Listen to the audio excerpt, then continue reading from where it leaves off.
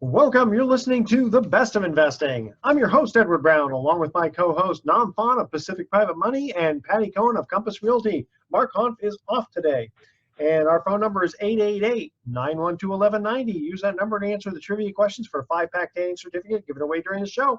And that certificate's not sponsored by the radio station, but by Canbella Tanning Salon with 2 locations in San Francisco and 1 in Marin.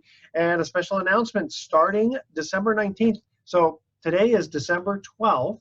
This is our last show on KDOW at noon because we are moving to KTRB 860 The Answer on the following Saturday, December 19th at 8 p.m. So all you listeners today on KDOW, make sure you tune in next week, Saturday at 8 p.m. on 860 The Answer, KTRB.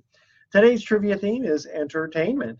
Now I've got a couple of real quick. Say again? Oh, I was just going to say, I'm sorry, about the move. So KTRB is KDOW's sister company, right? Yes, it's 50,000 watts, and it covers pretty much almost all of California. So we're moving up in the world. That's almost half the Earth. That's half the Earth, yeah. Half the economy of the Earth, yeah. Per year. Okay, a couple things I wanted to point out here. California tops Hawaii with the worst unemployment picture in the U.S. But we have the most people, so I don't know. Is it the most unemployment? Yeah. It says here California tops Hawaii with the worst unemployment picture. Well, it makes sense because Hawaii's all service business. Essential workers, restaurant, bars, dining. Yeah, but it says that California is topping Hawaii. Well, that's why I wonder, is it per capita? Yeah. That's a good question. That'll be next week's topic. Okay. Something else I wanted to cover here. So they've talked about canceling student debt. That's been a topic, right? That's right. And I'm thinking, well, I paid off my student loan. Does that mean I get a refund? Yeah, right. Right? And why should the people who either couldn't afford to go to college, couldn't get a loan or whatever, and went into, a trade school or something, or just went right into work, they're basically going to have to pay for the people who don't have to pay their loans back, right? Because all of us taxpayers are just going to come back to us. Yeah. Right. Are there certain conditions? I mean, they're just not going to carte blanche write off every student who has former they're talking 50,000.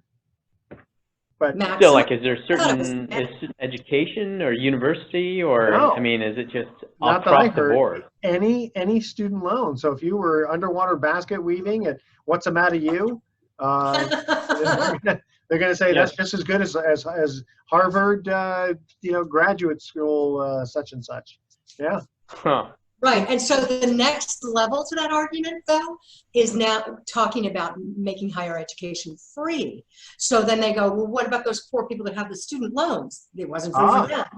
That's the next level. And what about the people, again, so those of us who paid out of our own pocket for, sweat and tears? I mean, that just ain't right, Well, it was also cheaper for us, too. Life was a lot easier for us in some ways. That is true. Proportionately, yeah. Just like, it's interesting because I was just thinking for some reason, like trying to compare it to rent. My client who died at age 101, and this was like 15 years ago, she was telling me that she rented an apartment in the Marina in San Francisco, like just the perfect place for $40 a month. Oh, back in 1940 something. wow. Well, in the early 90s, right? Yeah. I mean, that for $40 a month was actually quite a lot of money. So I don't know. Proportionally, was it 40% of her income? I'm not sure. I don't know. Well, did she mention that she was there with 9 other spinsters? You remember? Right. Women didn't even. They made like 20 cents an hour. Yeah. In fact, my dad graduating. When he graduated from Pace College, back then it was Pace College, now it's Pace University, in 1951, as an accountant, his first job, he made $1 an hour. Wow. And I'm sure you had to work more than 2,000 hours, typical. And the last thing I wanted to cover, and then I'll let you guys take over, is the stay-at-home order for retailers, you know, like capacity 20% maximum. Who's going to monitor that? I know that they have like some people who, you know, you go in, like I went into Kohl's to buy some pants, and there was somebody there with a clipboard, and they were probably checking it off. But, you know, I mean, it's self-regulated. Citizen monitored. Edward, I'm going to have you sign up and do the weekend shift. Exactly. I mean, really, is there going to be some, you know, sheriff that's going to come around and make sure that there's somebody monitoring it and checking off and going, okay, well, let's see here, there's 35,000 square feet, and you have to be 20% capacity. I mean, who's going to do all that? I think that the stores are doing that. It's like Trader Joe's and all that. Yeah. But I mean, who's like? Are there any companies that are going to, you know, quote fudge and say, you know, okay, well, we're really going to have it at 80% capacity and just sure, we're at 20%. Yes. Are kids considered half units because they don't breathe as much? Yeah, that's right. True. Volume, you stack them on top of each other, and they make one whole human being. Like Russian nesting doll. Get on your sister's shoulders and stand up against the door there. And you're too tall. You count as two people. You know. Yeah. But I do think that in the state right now, there's a lot of resistance to the stay-at-home order. Like when it first went in, it started with the Bay Area on March 16th, and we just complied. Like, this is big. Yeah. But it's human beings. Once we get a taste of like opening up, and it's like, well, I didn't get it all this time, so we all thought it was going to be for 2 weeks, you know, and now it's like, you can't take that stuff back, even though, I mean, I'm complying, but still. All right, we're going to get to our first commercial break, first trivia question. And by the way, the theme is entertainment. This one's actually hard unless you know it, then it's not hard. First trivia question: what song appears on the Saturday Night Fever soundtrack twice? Once by the Bee Gees and once by Tavares. I think this was probably I think this is the only song they ever sung. Like a one-hit wonder. All right. That's our trivia question. Call 888-912-1190. First caller with the correct answer is going to win that Danning certificate.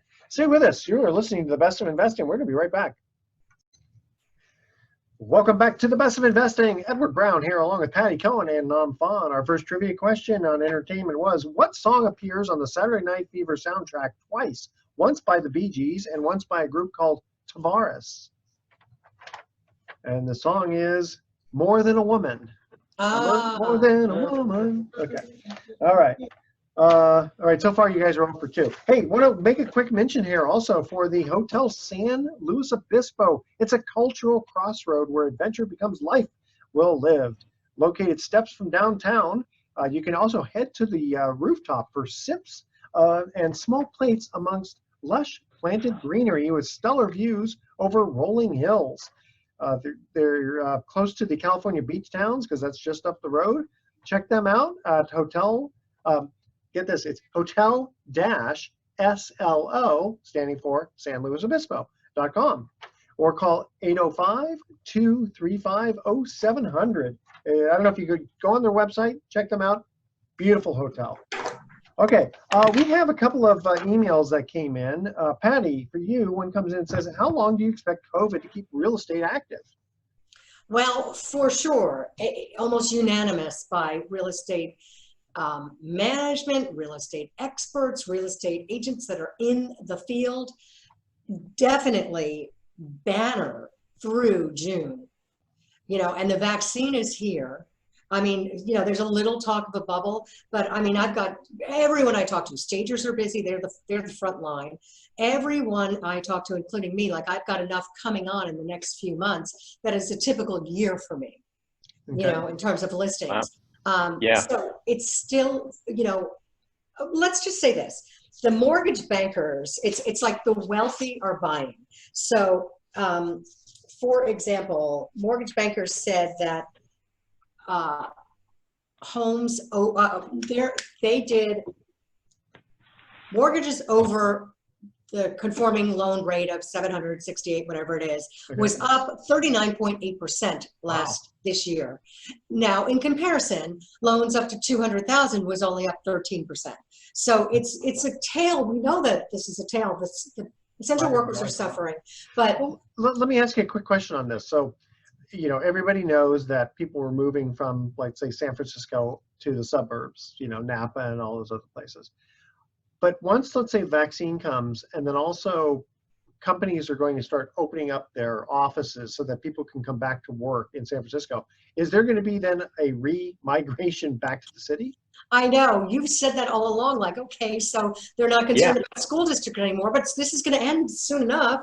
Yeah. But human beings are strange characters. And I also think that people are just getting a taste at working from home. And I mean, commercial real estate's decimated. So now there's talk of saying, hey, maybe people only need to come, whether there's a virus or not, this is working. Maybe people need to come in only, once a week. So now we have 4 other days. So we have, 5 people sharing an office. We theoretically have that much times less office space needed. So it's changing. It's already been changing, the work from home, but this, human beings are characters that once we start developing habits, we stick with it, meaning that we're also not we're not going to stores anymore, whether this is a pandemic or not. We got used to Amazon. Yeah. Mm-hmm. Well, let me here's kind of just a theory also. Let's say you have people who are working from home, but it's just a little bit too crazy, getting up and going to your bedroom, your another office in your house. Would there maybe be a bigger demand for, like, really small offices in down the street type of thing? That is exactly what's happening. Yeah. And so are you familiar with co-working spaces? Yeah, like there's WeWork and another company. And Hivery, the Hivery in Mill Valley. Yeah. And I mean, honestly, let's face it, this is millennial heaven.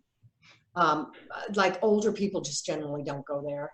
But I mean, like, if somebody gets a sale, everybody rings a bell and claps. Like, when I'm working, I personally would have my head down and I'm working. Yeah. Like, that would be way too distracting. And that's how we are. But so co-working spaces are bigger than ever, because now you're not even committed to anything. You just pay something per month and you go in and you use the space. And if you have a meeting, you have an office, a conference room there, and then you're connecting with people and all that. Right. So, the interesting thing is co-working spaces, I mean, I don't know, this is anecdotal maybe, but it seems like they're predominantly in urban areas. So, but I could see suburban areas where people have moved to, seeing, a growth of co-working spaces, because, people do need the services of, printers and, big machines that they're just not going to have in their home office. Exactly. Right? So good point. Do co-working spaces, increase in, Sonoma, Napa County, wine country, where, you've got people who are working from home, but are professionals and need a little bit more of a professional environment, like a large conference room to do teleconferencing or something like that with a big screen. That's a great point. And then the next level of it, like, I've got a house in Mill Valley listed at $4.8 million, and it has a legal rental. Now, people that are looking at it they don't care about a rental, they don't care about an in-law unit. They are saying, hey, my partner who has a $10 million house, he's got a little space in his house where he can have meetings there. I mean, these people are making a couple million a year. So, so now you've got a place, not necessarily where people are going to spend the weekend, but they're going to go there and have meetings if they need to, What would be interesting right now is polling architects and designers and builders who are right now in the midst of working through construction plans with clients who are just buying property and seeing what their tastes are. Like, hey, I want, a dedicated room for an office or whatever, to see what those trends actually are. And, I could definitely see that. You guys ready to cut to our next commercial break here? When we come back, I want to ask Nam a deal of the week, and we'll go from there. Here's our second trivia question on entertainment. And I think I asked this, gosh, probably a year ago. What was Buddy Holly's backing band? So you have, like, Dr. Hook and the Medicine Show, right? You have Tommy James and the Shondells. Well, Buddy Holly, and what was the name of the rest of his band? That's our trivia question. Call 888-912-1190. First caller with the correct answer is going to win that tanning certificate. And again, don't forget, put on your calendar the next week. The Best of Investing is moving to KTRB 860, The Answer, at 8 p.m. All right, don't touch that dial. We're going to be right back. Welcome back to the Best of Investing. Edward Brown here, along with Tom Pond and Patty Cohen. Second trivia question: what was Buddy Holly's backing band? I have no idea. Buddy Holly and the Crickets. Oh, crickets. Crickets. Okay. No, let's see. Let me get into your email and then into Deal of the Week. So the email Sure. comes in for you. It says, what options, because obviously this person who wrote in is familiar with the fact that when someone invests in one of your funds, sometimes the money sits around before it gets deployed. Then you can explain Sure. that. It says, what options are there for investors wanting to invest in any of your funds if it takes too long to deploy the money? Yeah, good question. So at Pacific Private Money, we lend to borrowers on a number of for a number of different needs. Primarily, it's residential real estate, or had been for the last since 2012. But over the years, we've done other loans like some small balance commercial, ground up construction. The typical person or investors who's buying a home to fix and flip, and over the years, that demand has just grown so much that we've had a need to sort of start multiple funds to be able to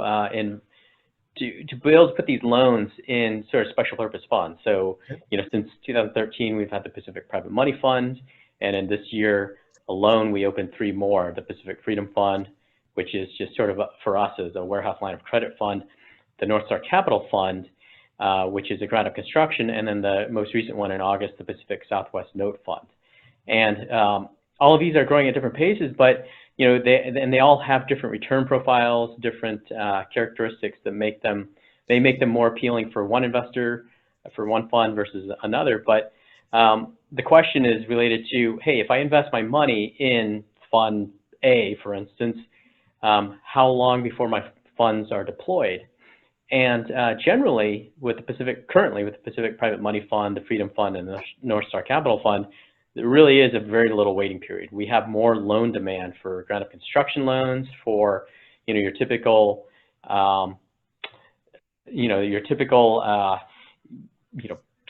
purchase, and then with the Southwest Note Fund, the demand for loans where people are getting a seller carryback is high as well, but we have more capital coming in, more investment capital coming in, because it's become a very attractive fund, and right now we just don't have the deal flow yet, but it's coming. And I say in Q1 it'll be exploding.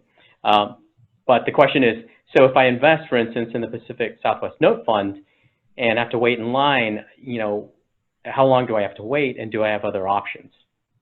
And prior to the Pacific Freedom Fund launching, then you would have just had to wait. You could put your money in, invested in the Southwest Note Fund or any fund, and it's sitting in our subscription account until we need it.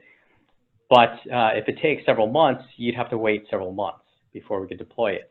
Now we have an option. So now if you want, you can execute a subscription in the Southwest Note Fund, but temporarily park your money in the Pacific Freedom Fund.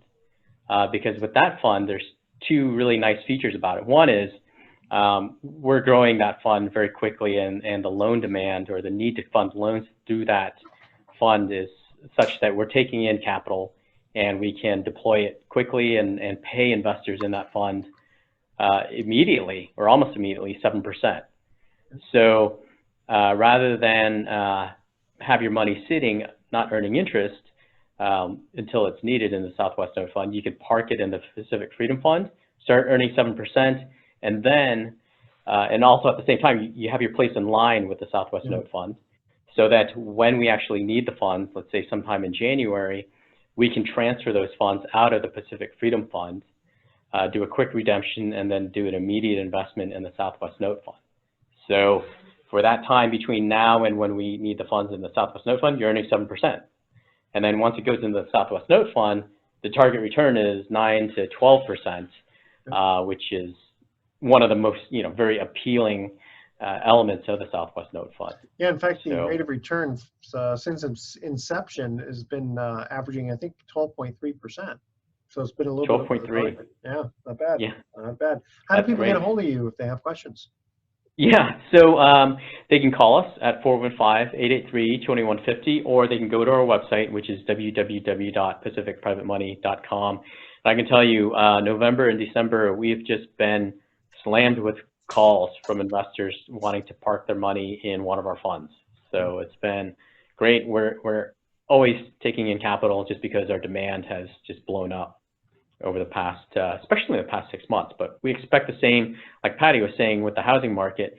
We expect the lending space to be in lockstep with real estate sales. Okay.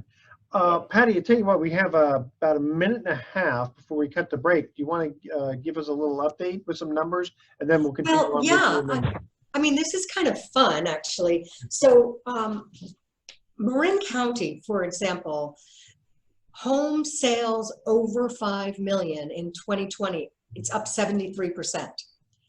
Yeah. Wow. So the big players are out. You can say over 2 million, 3 million, 4, right? So the highest sale of, let's just say Northern California, the highest sale this year is in Pebble Beach, 25 million. Next highest was in Palo Alto, 20 million. And then we have, just around 14, 15. Well, Alamo, something in Alamo sold for 19 million. Woodside, 15.5. Tiburon, 15. Napa, even Napa, 14 million. Wow. Pacific Heights, 8 million. So that's just kind of examples of the highest sale in each given town. And it's always fun because people like to know, like, what about these big, huge sales? Where are they? Yeah. You can Google all that and find out where they are and take little tours online to some of them. But it's kind of fun. I think people like to know about that. Yeah, that is. That's amazing. 73%. I guess these Higher. people lived in a little condo and they decided, no, it's time to get a big house now, right? Yeah, or they're parking money. Like sometimes people have a second or third or fourth home and it's all cash. I mean, there's a lot of big money out there. That would drive me crazy though to own a home that big, just because I'd hate paying those real estate taxes. Exactly. Can you imagine paying $250,000 a year in real estate taxes? Yeah. That itself would just, I'd say forget it. I know, exactly. And I always think like your money's just sitting there not working for you, but it is, because if it's going to double every 10 years, not bad. Right. 7.2% rate of return. Hey, Yeah. how do people get a hold of you, Patty, if they have questions about real estate? Yeah, thank you for asking. I'm Patty Cohn. I'm with Compass. I'm at 415-722-4842. And my email is Patty, Cohn, C-O-H-N, @compass.com.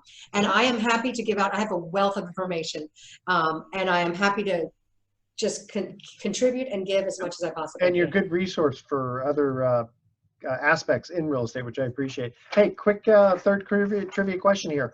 Who co-wrote and directed the 1974 movie Young Frankenstein? All right. 888-912-1190. First caller with correct answer is going to win that tanning certificate. Stay with us. When we come back, Nom's going to get into a deal of the week. Welcome back to the Best of Investing one more time. I'm Edward Brown, your host, along with Nom Fon and Patty Cohen. Third trivia question. Who co-wrote and directed the 1974 movie Young Frankenstein? Mel Brooks? Yes, Mel Brooks. Nice. We get you one correct answer here. All Yay, right, 33%. that's right. Hey, that'll get you in the Hall of Fame in baseball. Tom, give us a deal of the week. Yeah, so this deal of the week is for a construction loan. A gentleman came to us who needed funds. He had inherited a property that needed a lot of work. His parents had been in it, and it just went into some disrepair. They had it for a long time, but there were back taxes and a lot of updating that needed to be done before they could get a conventional loan. So Pacific Private Money was able to provide a $300,000 loan so that this borrower could get some of these back taxes paid and get some work done on the property or improvement, so that he could eventually, actually, I think his plan was to move into it. It was a duplex, and live in one of the units and rent the other one out, but also get a conventional refinance. So this is the type of loan that is perfect for one of the funds I mentioned earlier, the North Star Capital Fund, because it really is a construction loan, and is one that borrowers in some instances they just can't get the kind of a loan from a conventional lender. And there are other private lenders, obviously, that will do these kinds of loans, but we have a fund that's dedicated to holding these, portfolioing these loans until the work is completed, until they refinance into a conventional loan. So, we talk about the bridge loan all the time. That's still the dominant loan that we're doing these days, or a consumer purpose loan. But it's nice to see some of the construction loans starting to grow in our portfolio now that we have the North Star Capital Fund to portfolio these loans. Excellent. So we've got a great team that can underwrite construction, just because it's not easy. With construction loans, when a borrower comes to us, it's usually a builder, and construction loans take longer. And also a lot can change during the course of a project.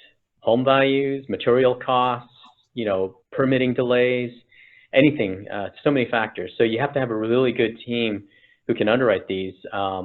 And it's reflected in the rates, because typically some of the rates for construction loans are higher, and that's why the North Star Capital Fund pays a little bit of a higher return than, let's say, the Pacific Private Money Fund.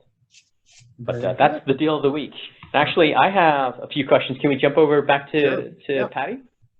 Okay, Patty, was interesting, so I looked at the report, and you were talking about some of the high-end homes and what they were selling for in the various counties, but there was, on your flyer that you had, I think it was the last page, it was the one with your picture on it. Oh, yeah. Active listings priced $5 million or above, the median price list, and it gave a breakdown of how many active listings there are essentially in the, top, let's say, 20 cities.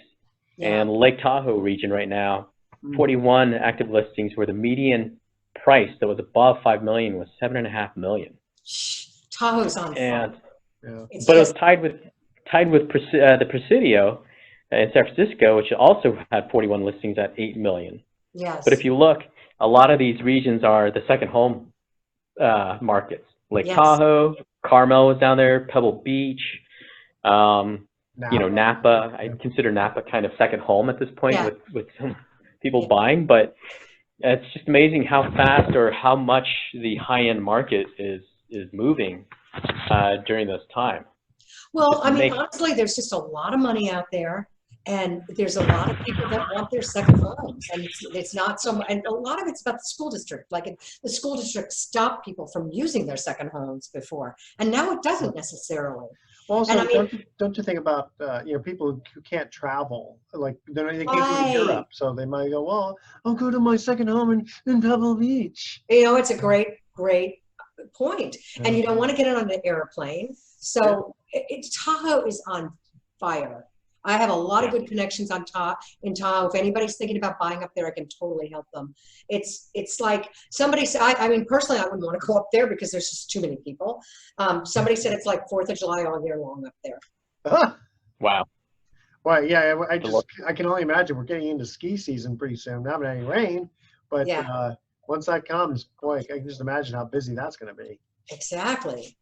But I have a question. Are schools going to allow kids to remote in, or would they consider it still their school district? I mean, if people are keeping their primary residence, but they're, say their primary residence is San Francisco, and they're buying in Tahoe, and they're up there for the winter because they decided we're just going to winter up in Tahoe so we could ski all the time, but my kids are still going to go to school remotely. Is the school going to allow that? I don't know. Yeah, maybe they're going up there for 3 days a week or something. I don't know. Long weekends. I don't know. Yeah. Or they're just not telling them. They're not telling them, even though they got all the ski equipment on. Exactly. Right, but the school's going to mandate, say, hey, now that everyone's gotten their vaccinations, you have to show up. Yeah. I don't know. Maybe I bet you some of the private schools, they're probably going to allow remote schooling. Yeah. Because so we'll see. I think that's something to watch, because that might force people back into, having their residence in the Bay Area. Yeah. What are they going to do? Like, I know there's talk about different things with regard to you know, if people say, well, I don't want to get the vaccine yet because I don't know what the side effects are going to be. Mhm. Is going to be a situation where you can't go into a restaurant, or you can't go into Trader Joe's or something unless you can Right. prove that you have the vaccine. I mean, Yeah. that's one way to control the public, isn't it? Yeah, and then Yeah.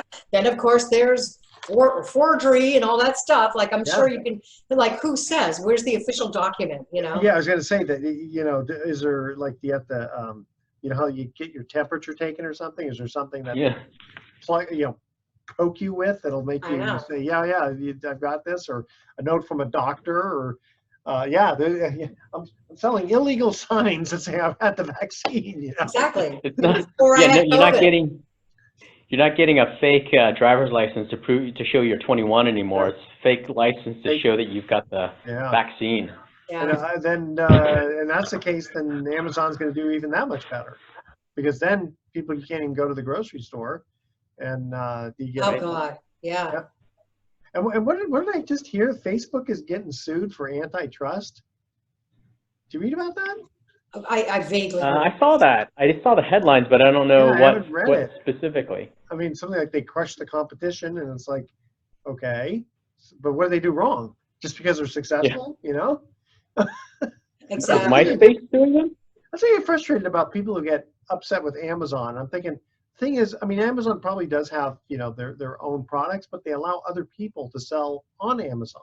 Exactly. So mom and pop aren't being put out of business. Mom and pop can now sell on Amazon. Well, but the thing is, what Amazon quickly does is mimic that exact product and sell it for less. It's just a generic brand.